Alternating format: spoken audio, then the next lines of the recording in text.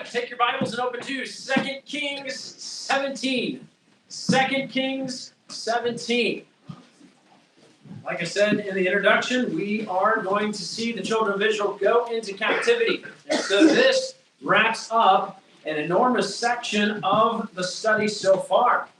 I hope that getting this overview of the kings has been helpful. There are so many names, and some of the names are so similar, it's easy to get lost in the details. But in the end, they become a mosaic of resistance. And when you look at the mosaic of resistance of these, especially northern kings of Israel, not a single one of them was godly. I'm not going to belabor this, but just so that you can see how far we've gone in our study so far.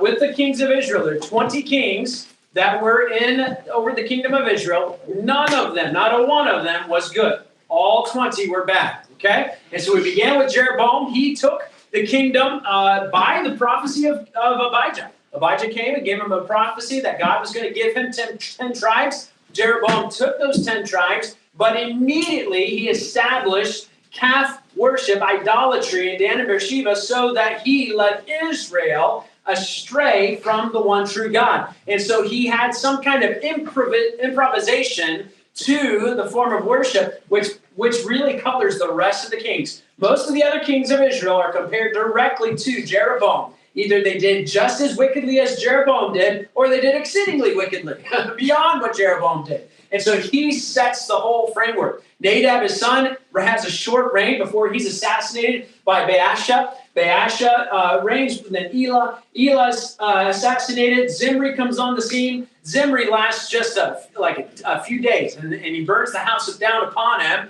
And then you have Tibni and Omri. They're kings at the same time. Omri gains the upper hand, and this is the Omri dynasty from which we get Ahab, who becomes the most notorious of the Israelite kings of the northern kingdom. And Ahab takes the nation of Israel and plunges them into more wickedness than anyone had done before.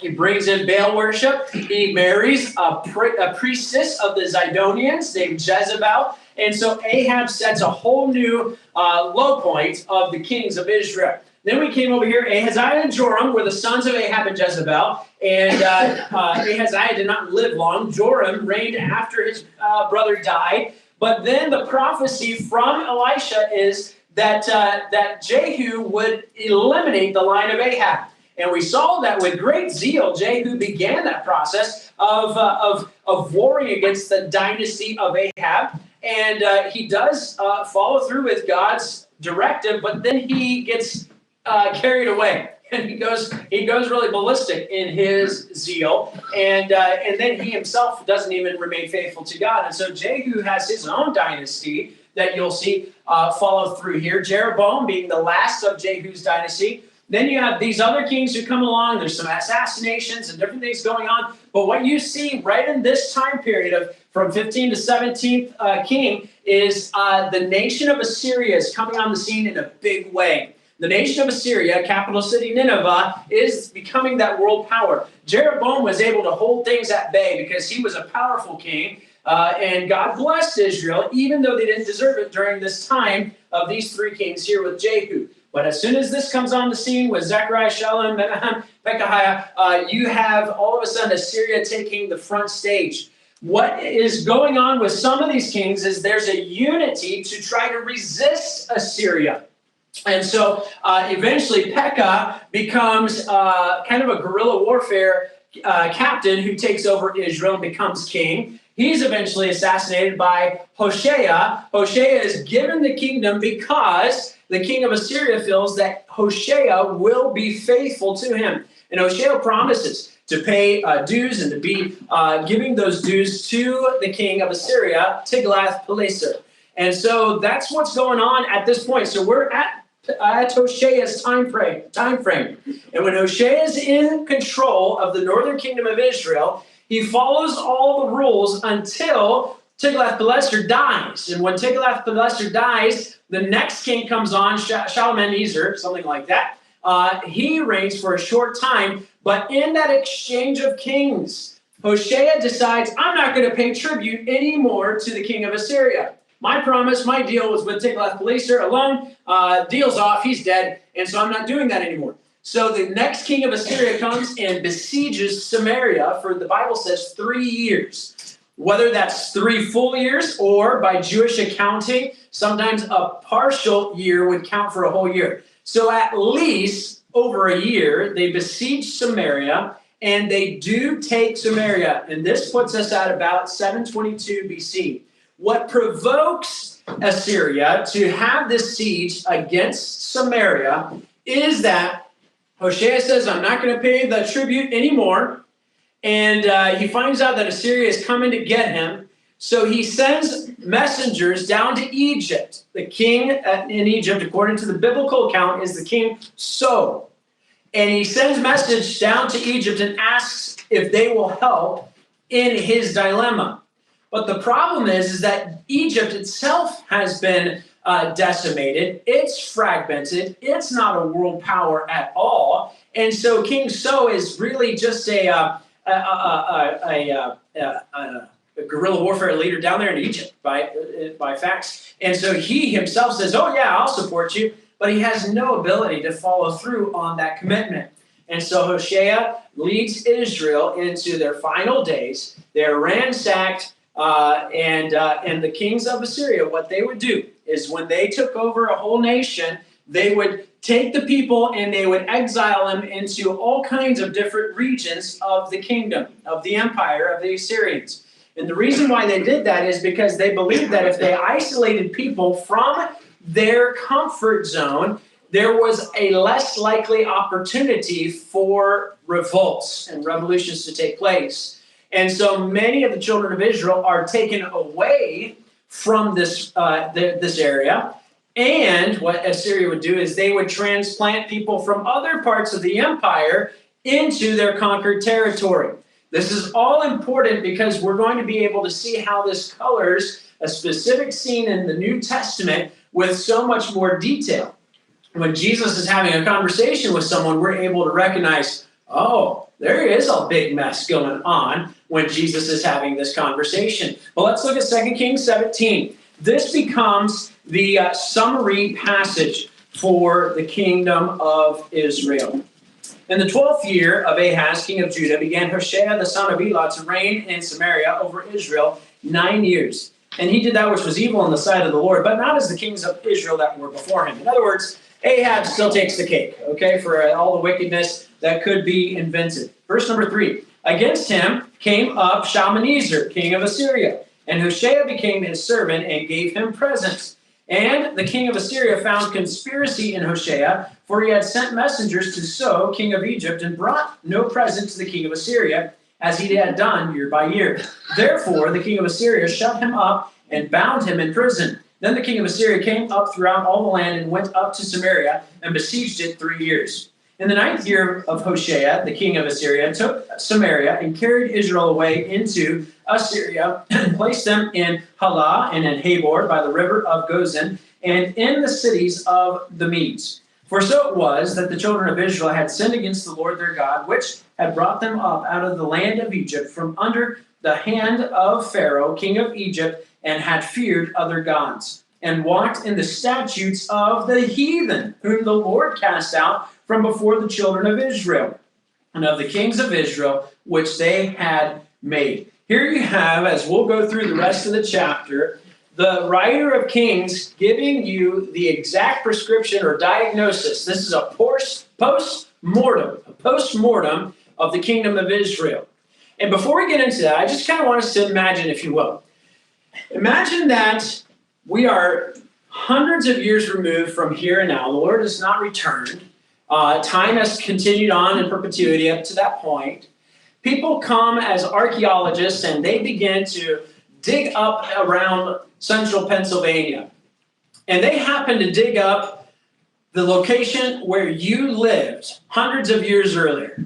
And as they're digging in, they realize, wow, this is a habitation. What a home. How well preserved it is. And as they begin to kind of study all the different things that are still preserved there in your home, they are noticing that there are these electronic devices hanging on the wall, and they're looking at the pantry and what food you had in this box, this big old box that cools things, and they're looking at the food that you store in the basement that you had in your cold storage down there, and they're examining what you had in the attic, and they come across even some calendars to show exactly how you maintained the schedule and just how disciplined you were in the way that you maintained that schedule, and they come across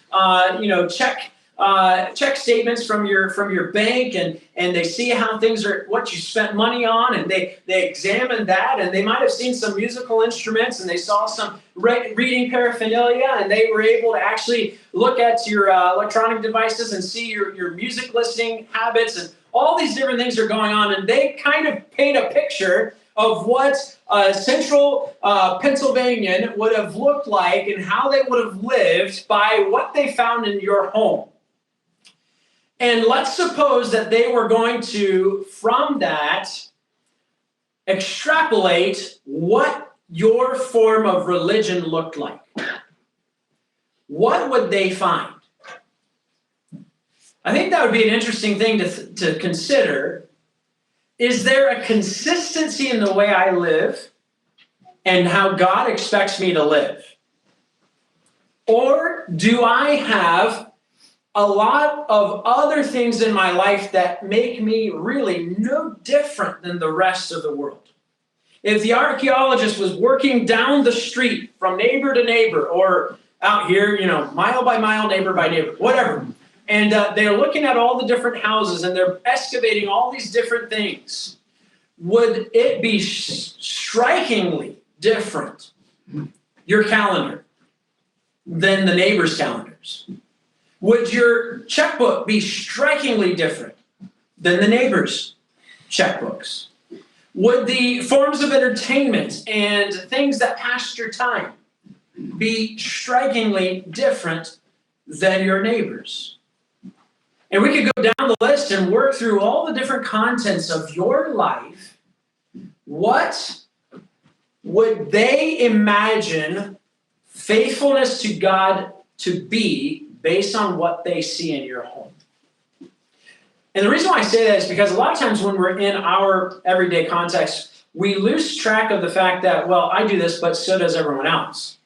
But let's erase that, and let's just think that there is not anyone else. There's other people coming and researching you. And they find out this is the way they lived.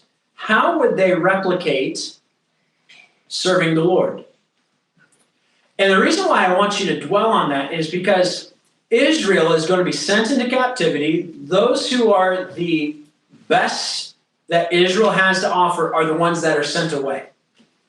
So this is not a condescending statement. But what is left in the kingdom of Israel are the lower life of the nation of Israel.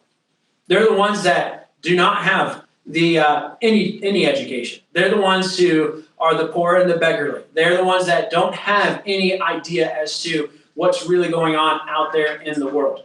They did that on purpose to hopefully mitigate revolution. As they do that, there is so much barren wasteland. We're going to see at the end of the chapter that God sends a plague of lions. That's a weird plague. But because there wasn't enough human interference, the wildlife began to take over these regions. When this happens, the people in this area of the northern kingdom of Israel that's now in captivity, they send word to the kings of Assyria and they say, there's this plague of lions. We need to appease the gods of the land in order to have victory over this plague of lions. And so the king of Assyria is going to send back to this land a priest to educate the people in the land about the things of the Lord. And does that bring revival? Not at all. It just adds one more kind of form of tradition in this culture that they will practice, and we will see the assortments of everything they did. And it really comes to bear, the fact is that even sending back a priest who should know everything that they should be doing to serve the Lord exclusively, he himself has no clue how to teach the people how to serve God. And because of that, we'll see the mess it brings all the way into the New Testament. Let's just look at how did Israel even get there? Post-mortem of Israel. First of all, they forgot statutes. You see in verse number 7? It says, "For so it was that the children of Israel had sinned against the Lord their God, which had brought them up out of the land of Egypt from under the hand of Pharaoh, king of Egypt, and had feared other gods and walked in the statutes of the heathen." That word statutes is a word that you're used to seeing, and you're used to seeing it attached to the statutes of God. God would command the children of Israel that they would follow his statutes. Read it all throughout Psalms, especially Psalm 119. And that's why Psalms is such an important book to study from a post-exilic or post-captivity mindset. Because Psalm 119 is really kind of coming at 2 Kings 17 and saying, we never want this to happen again. We never want to be estranged from God. We want to always be near and dear to God. What needs to happen? And they take 176 verses to say, don't forget the statutes. And they pound it into your head 176 times, couplet by couplet, all the way through Psalm 119 and many other places in Psalms. They do that because of this very thing. They forgot God's statutes. When you look at where we're at as a nation today, and much of this seems to parallel where we are as a nation, what you will be able to assess if things continue as they are without any difference or change. The post-mortem of America is going to be rewind the tape. They forgot statutes. They forgot the principles of God's law. They forgot what it meant to serve God. They got wrapped up in a whole lot of other things, and we'll come to some of that spelled out in the rest of the chapter, but it simply begins with they forgot statutes. Why do we spend so much time trying to train the next generation with a Wednesday night kids club program? I'll tell you, that kids club program can wear some people out. It probably does. But I am thrilled when an evangelist gets up here and says, hey, tell me some characteristics of God. And one of our little kids club kids can call out, I think it was omnipotent, I think is what the word was. Yeah. Omnipotent. And he's bum-fuzzled, you know? He's like, I wasn't expecting such a word to come out of a kid. And then he asks, all right, well, what does that mean? And he's not looking at the child to interpret it. He's expecting it to come from someone else, and the child interprets it.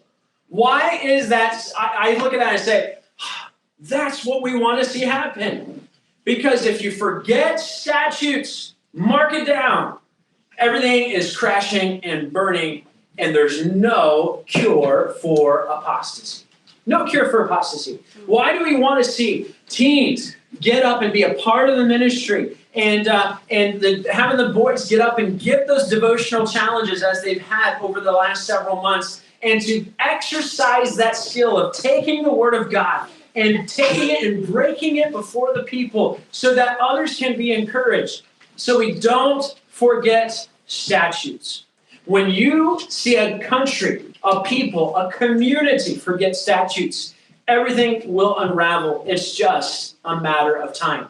If you were to trace the history of our nation, when did that actually begin to occur? Oh, we can jump from thing to thing to thing. But what you'll notice is that pretty much after the Second Great Awakening, things began to unravel. There became a lot of selfishness that was stirring within our American government pre-Civil War. There were a lot of discontentments that were really vying for people's attention during that time. And a lot of the pagan ideals are creeping in from seminaries in Europe that are traveling here to America. I'm not blaming other people for what we are today, but what I will say is those statutes were forgotten. When you can look at sermons written by Harry Fosdick Emerson of New York City, where he basically just denounces the idea of the virgin birth and says that's a non-issue. When you can look at sermons from pulpits in America that have taken truths and doctrines of the Word of God and essentially trashed them and thrown them aside. That's why we're where we're at. And you needed people that would rise up to the challenge. We needed, G. Campbell Morgans and Rick Wilsons and all these, Dick Wilsons and all these that would stand up and say, no, I believe the Word of God to be exactly what it says. They had to withstand ridicule. They had to withstand all kinds of verbal persecution. But it was for the principle, if you forget statutes, you've lost it already. You and your homes must instill statutes. You cannot rely on the church to be the one responsible to bear that burden. The church is designed to amplify what you can already do at home, or at best, to assist you in what you can do at home. But what we've got to do is instill those statutes. How can you instill those statutes? How can you say you believe things and not live according to them? Well, that's where we're going to go in the next few verses. They feigned sincerity. They forgot statutes and they feigned sincerity. Verse 8, we'll continue on. And walked in the statutes of the heathen, whom the Lord cast out from before the children of Israel, and of the kings of Israel, which they had made. And the children of Israel did secretly those things that were not right against the Lord their God, and they built them high places in all their cities, from the tower of the watchman to the fenced city. Do you see what verse 9 kind of paints as a picture? Oh, maybe in initial days in the kingdom of Israel, there was some kind of verbal commitment. Oh, yes, we love the Lord. We love Jesus. We love God. We love the things of God. We like these things. And there are these verbal statements that were commending this is what we believe in, but yet they did these things in verse 9 secretly that were not right against the Lord their God. You can fool me for the rest of my life. You can fool Brother Darrell, probably maybe a few years. You can fool a lot of people. I won't go into detail, but I mentioned this before. I got this thing. I was listening to some details, some background on criminology. It was really fascinating. But what really stood out to me is this. Several of those that were involved in serial crimes, killing crimes, their spouses didn't even know. And that's not the cue to look at your spouse and say, do I really know you? But honestly, there was one that he would bury the bodies underneath the house. And from time to time, his wife would comment about, boy, that odor is just not right. And he would always, it's just a septic thing. I'll get the guy out to come out and look at it. And this was going on for 20 years. Oh. What I'm saying is the secret of your heart can hide a world of iniquity. You're sitting here tonight and you may say, oh yeah, Pastor Dan, I love God. I'm going to sing, Jesus is all the world to me. I can voice that, but deep inside your own heart, do you do secretly those things that are not right against the Lord your God? Are you busy crafting and building these kingdoms within this heart of yours that are kingdoms situated for the playground of your fantasy? The kingdoms that you are constructing, are they really the exercise of your own vanity? Are they elevating your desires? How quickly we can look at the things that God asks of us and we say we can't do that. But boy, a family member asks, or friends asked, or my hobbies and interests ask, and it's unquestionable, we can do that. Who cares about what's going on with the children's schedule or what's going on with this thing or that? We can sacrifice so many things the moment something else asks, but the moment that God asks, we all of a sudden freeze up and say, no, I can't do that. We are quick to speak the words that sound right, but do we live the way that is right? And that's what started the children of Israel on that downward spiral that led them to captivity. When you read the stories of the captivity, they're not pleasant stories. A siege is not a good thing. When we get to the writing prophets who will record what's going on during the sieges, it's horrific. It's horrific. what happens when there's no food, when there's no water, when there's pestilence. That's what the nation of Israel came to, because they forgot statutes and they feigned sincerity. Let's go. Post-mortem. Keep on going here. Verse number 10. And they set them up images and groves in every high hill and under every green tree. And there they burnt incense in all the high places, as did the heathen whom the Lord carried away before them, and wrought wicked things to provoke the Lord to anger. For they served idols, whereof the Lord had said unto them, Ye shall not do this thing. They flaunted sin. So what began with just an omission of thought, forgetting the statutes of God, kind of bled into this feigned sincerity where they're able to at least say the right things, but they aren't doing it in the heart. The secret places of their heart are totally corrupt, totally handed over to wickedness. But what's secret will not forever stay secret. You may think you can even go to your grave with that secret, but that's not even guaranteed. As we've seen with pastors who died, preachers of the word who died, and all the skeletons in the closet start tumbling out. And it's an embarrassment to the family. But even beyond that, who knows ultimately, and who will you stand before? God himself. Every idle word you will give an account for. Every idle word. I tell you, that verse strikes a little bit of caution in my life. Should it not yours? But what starts secretly will eventually become flagrant. They flaunt their sin. They now don't do just what was secret. They aren't just curious about the things of the world. They're not just kind of toying with the things of the world. Now they're building the idols. They're actually constructing the meeting locations for people to come together, to participate together in the immorality of this worship, to participate together in the idolatry. You mark it down, anywhere that you look in the New Testament, what is the precursor to idolatry and immorality? Covetousness. Covetousness. And what we just heard was the antidote to covetousness, which is contentment.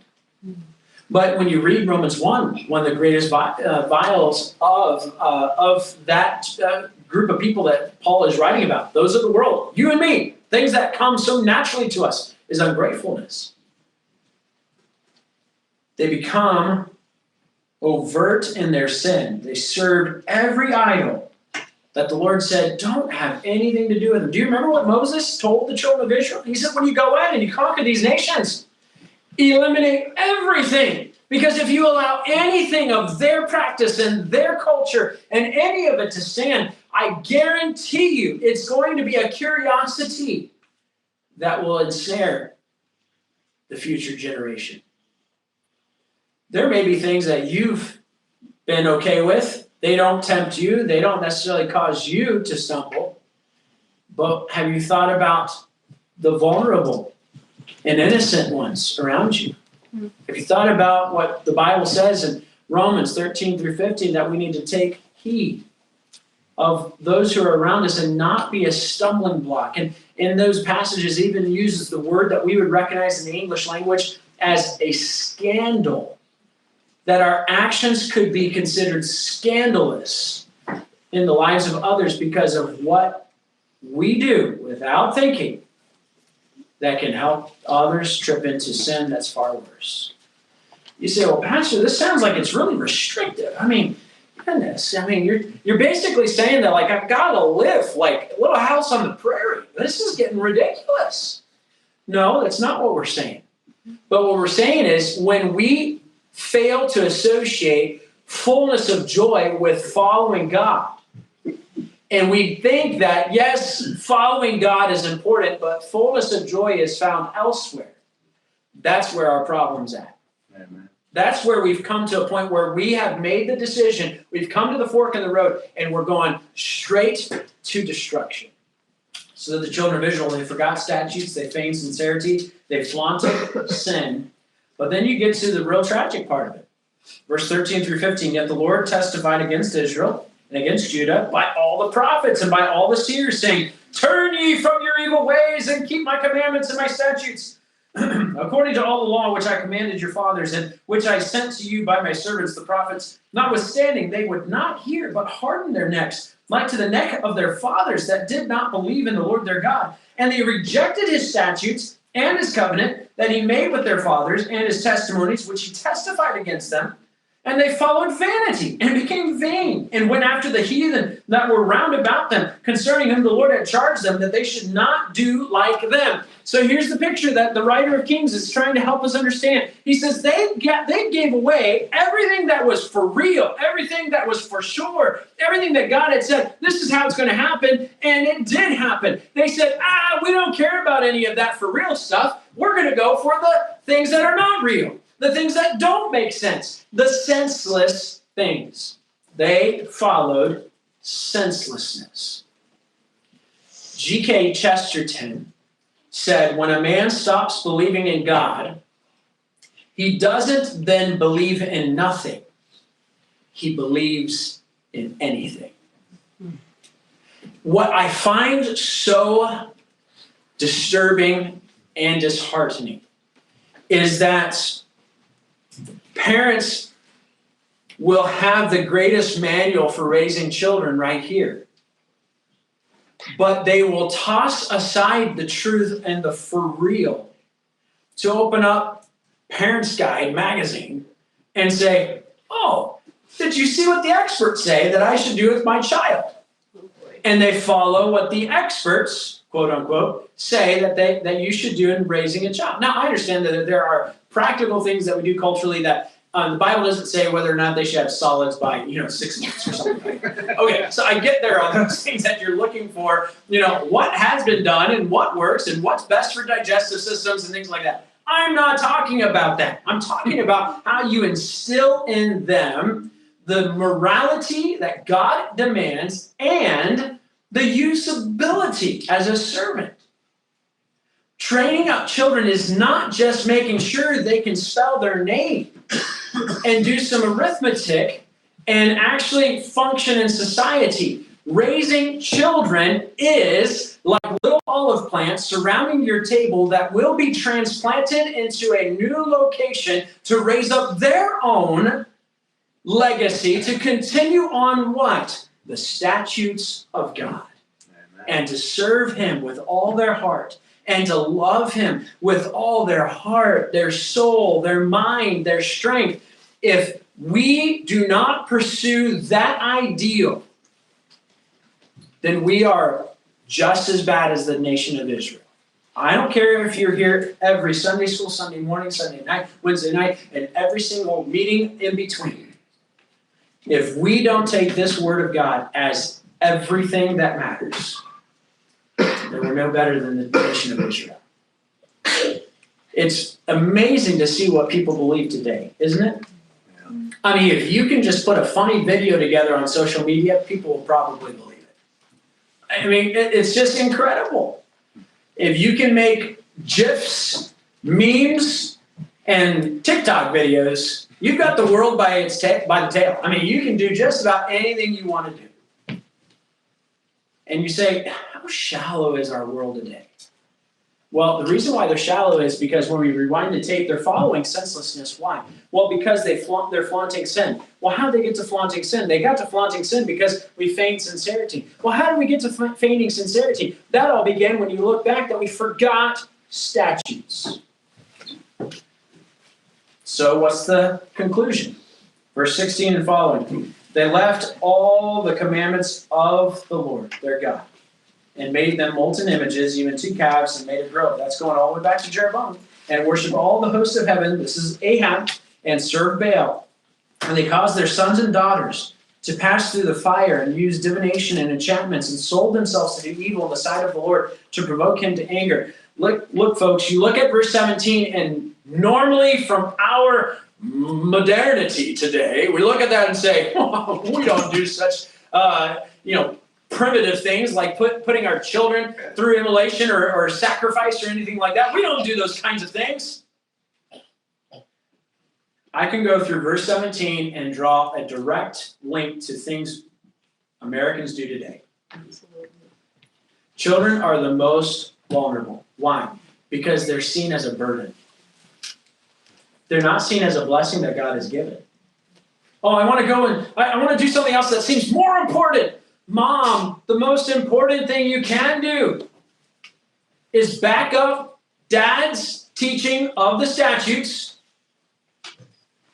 by living it out at home so children can see it. By instilling practices within your home that make certain that they understand why you are doing what you should do. Not just because I said so, or you're going to be terrified with me, of me because I'm going to come after you, but because I'm preparing you for one day when God says you need to go to such and such a country. You say, yes, God, because there's no safer place than in the center of God's will. Amen. Children today are vulnerable. Children today are being sacrificed at the altar of pagan ideology. How? By being placed in front of the teachers of idolatry. I'm not trying to be mean to every single teacher. You probably know teachers that are in the public education system that are sweet people and well-meaning. But when they are spouting the filth of the philosophies of this world, we are placing our children before that and we're sacrificing them. Oh, but Pastor, it's not so bad. We can clean it up afterwards. I get that there was a time and place where that could have been a viable argument. And that pretty much, in my opinion, ended with my generation. Yes. Public school in my generation was probably somewhat still manageable. But it's really gotten to be a point where, and I'm not trying to be mean. If you're an advocate for public education, feel free to talk to me. I'm not trying to be a hater. But I'm just saying, the philosophies that are being spouted by those unions working through the public schools, if you want to figure out how the strategy of taking over America is operating, it's operating through the school system. And that was all devised by John Dewey all the way back then. They had the plan, and they started in the universities, and by training the universities so that this is the kind of student we want to produce, they realized that if we did that, the trickle up would be that the schools would say, well, we want to be in that prestigious university, so we will train our kids to do this and to mouth these things and to be a part of this program, and so we will bow before the altar of the university. The children are being sacrificed at the altar of pagan ideology. Yes.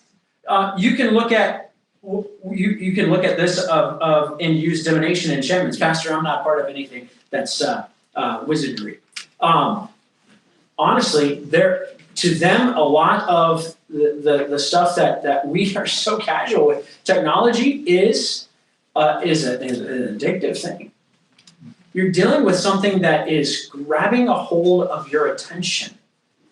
I have come to the decision that I've got to make changes on my phone is a dumb phone. I don't have any social media on my phone. Why? Because I can't handle it.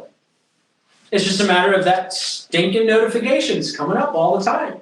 Or when I'm not doing anything, what do I not mindlessly do? The studies are showing that having your phone even in the room with you makes you dumber.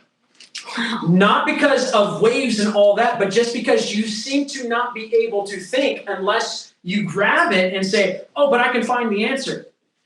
How many of you older generation, you remember like you had to know measurements and you had to know conversions and you had to be able to do all that without going to your stinking phone and trying to figure it out? There were just some basic things you had to know. What's going on? Hey, there are divinations and enchantments that are taking over our minds to where we can't even think. We're in some kind of hypnotic state. It made me think, Pastor, you're just on some soapbox. There's studies out there. Go read the studies. I'm not making this up.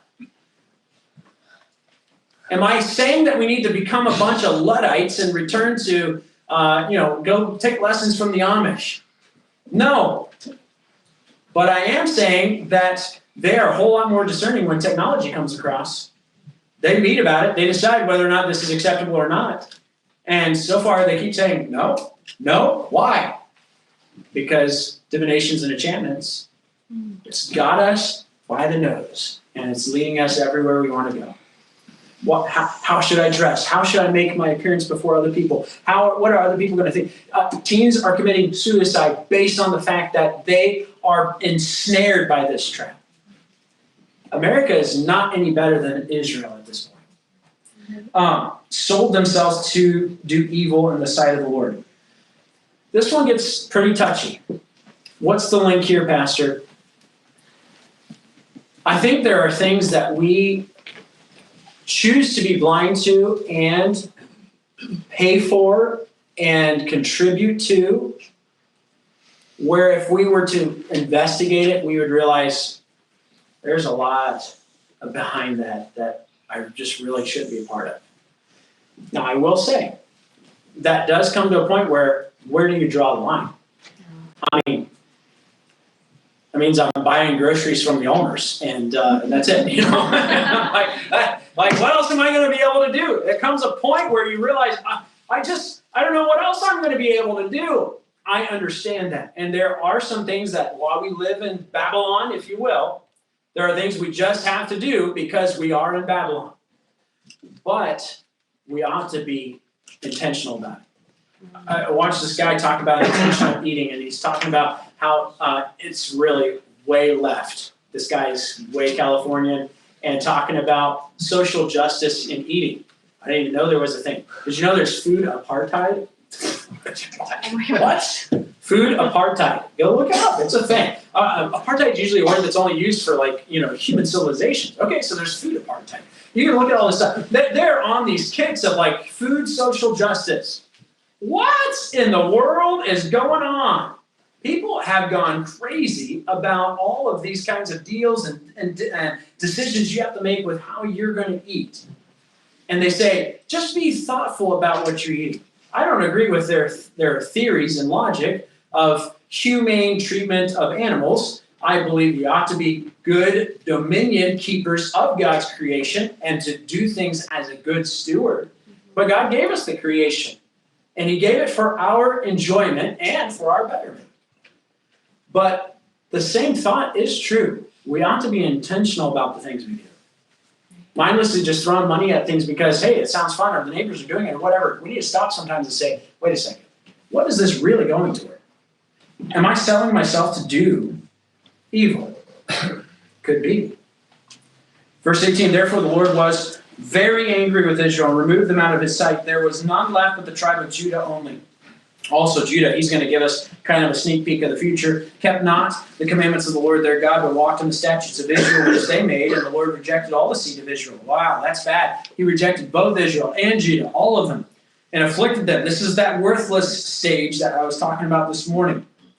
And delivered them into the hand of spoilers until he had cast them out of his sight. For he rent Israel from the house of David, and they made Jeroboam the son of Nebat the king. And Jeroboam drave Israel from following the Lord and made them sin a great sin. For the children of Israel walked in all the sins of Jeroboam, which he did. They departed not from them, until the Lord removed Israel out of his sight, as he had said, by all his servants, the prophets. So was Israel carried away out of their own land to Assyria unto this day. So here you have in verses 24 through the end of the chapter, this plague of lions that'll come up in this situation, in this new scenario with the captives being displaced and all of this.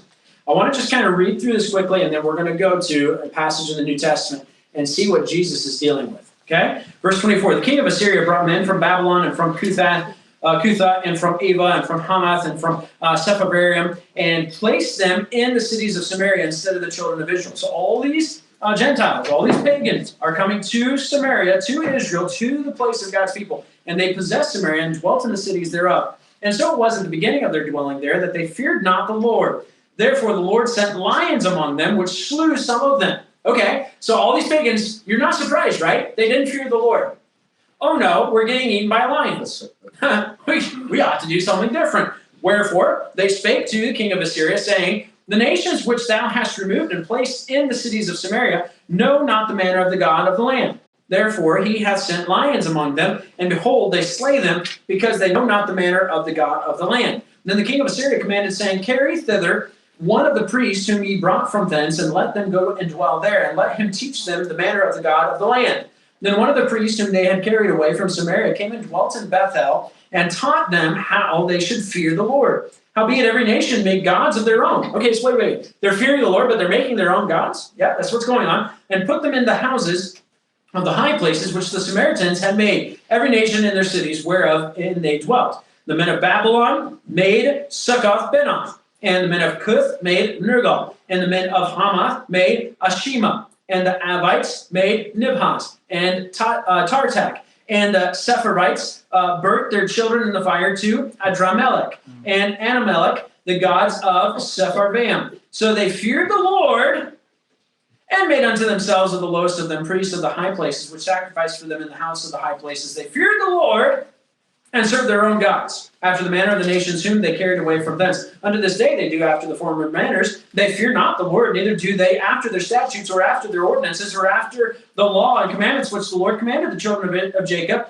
whom he named Israel, with whom the Lord had made a covenant, and charged them, saying, Ye shall not fear other gods, nor bow yourselves to them, nor serve them, nor sacrifice to them. But the Lord who brought you up out of the land of Egypt with great power and a stretched out arm, him shall ye fear, and him shall ye worship, and to him shall ye do sacrifice. And the statutes and the ordinances and the laws and the commandments which he wrote for you, ye shall observe to do forevermore. And ye shall not fear other gods. And the covenant that I have made with you, ye shall not forget, neither shall ye fear other gods, but the Lord your God ye shall fear, and he shall deliver you out of the hand of all your enemies.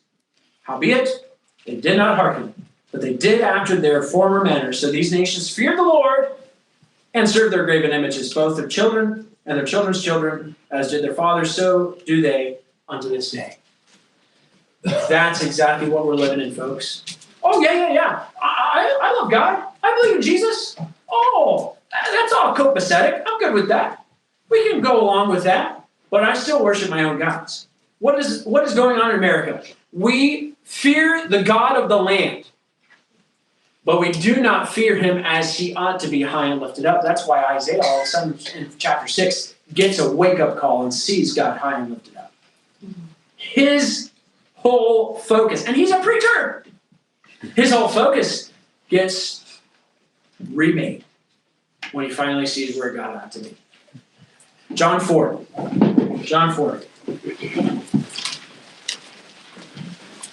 I think this should help you now to see what Jesus is dealing with in John 4. For time, I'm not going to read through the whole passage. But Jesus must needs go through Samaria. Oh, Samaria. We know all about Samaria now, Pastor. We've seen everything that's happened since 722 BC. So 700 years before Christ, all that stuff's happened. We are now 700 plus years later. Jesus must needs go through Samaria. There's a woman coming out of the city of Samaria, out of Samaria, and she is getting water. Jesus is going to meet her at the well. He's going to offer that he's the one with living water. All of a sudden, she's going to recognize, oh, you're a spiritual teacher. What's really going on? Well, they've had spiritual teachers coming to Bethel and other places throughout this region for hundreds of years. We know all about guys who come to our land to teach us the ways of the God of the land. We're very familiar with people that speak the things of the Lord.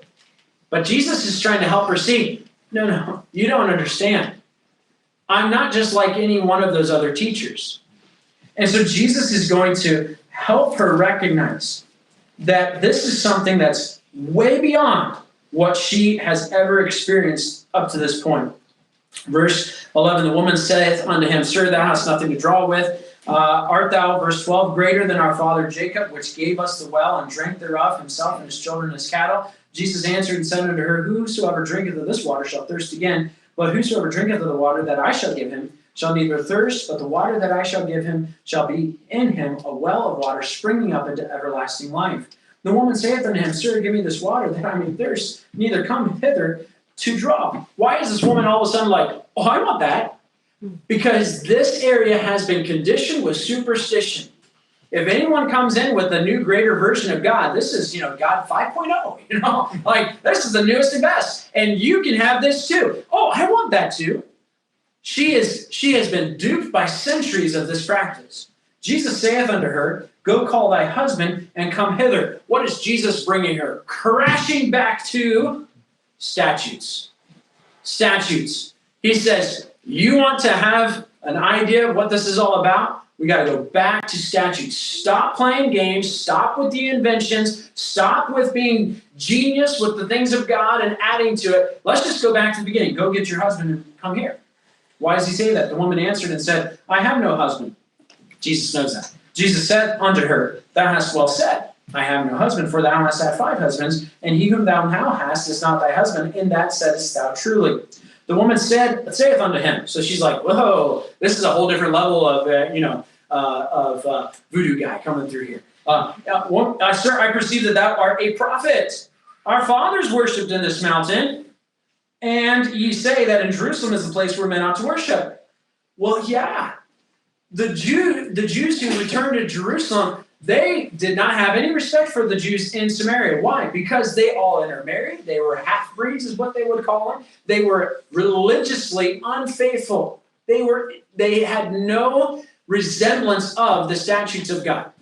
And so the Jews of Jerusalem are like, we can't have anything to do with you. Jerusalem is where we're supposed to worship. Is that true or false? That's very true. That's where the Jews were supposed to worship. God set his name there in that location. But the Samaritans were so deluded with all of this other thing, they believed anything, that they didn't have any bearing on this.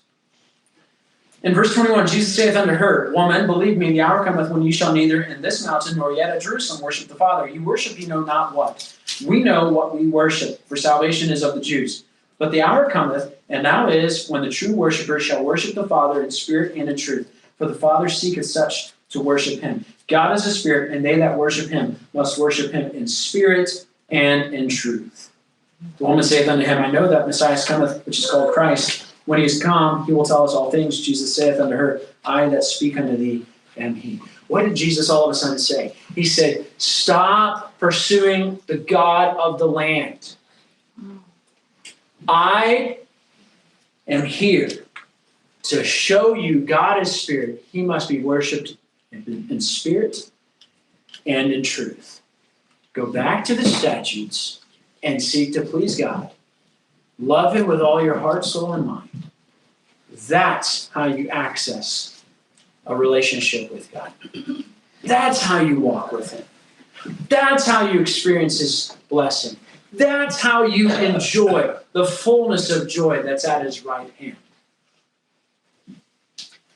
Israel, 700 plus years after the captivity, still as lost as ever.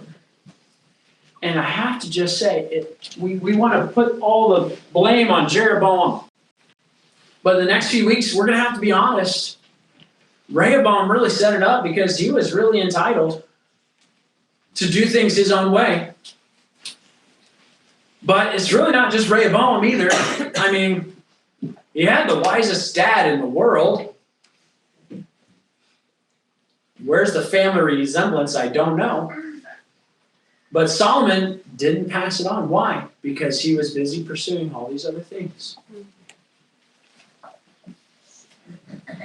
David becomes the standard bearer of the one who wanted to love God, his statutes, and sincerity. But we often look at David and we say, oh, but Pastor, David messed up. Exactly. What that shows us is that God knows what we are. But when we say, Lord, I'm sorry, he is faithful and just to forgive us our sins and to cleanse us from all unrighteousness. Whenever we look at how David sinned, we should go back to 1 John 1:9 and say, I'm thankful that God cleansed David of all unrighteousness.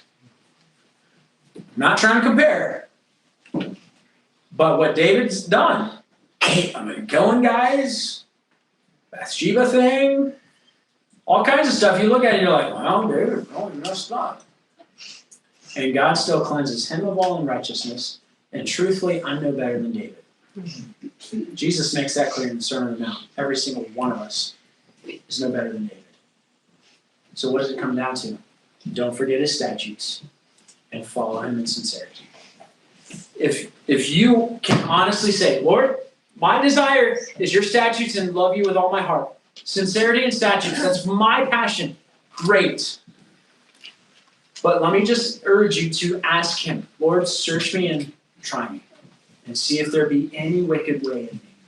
Because any degree of divergence from God, miles down the road, will have me worlds apart from him if I never attend to it.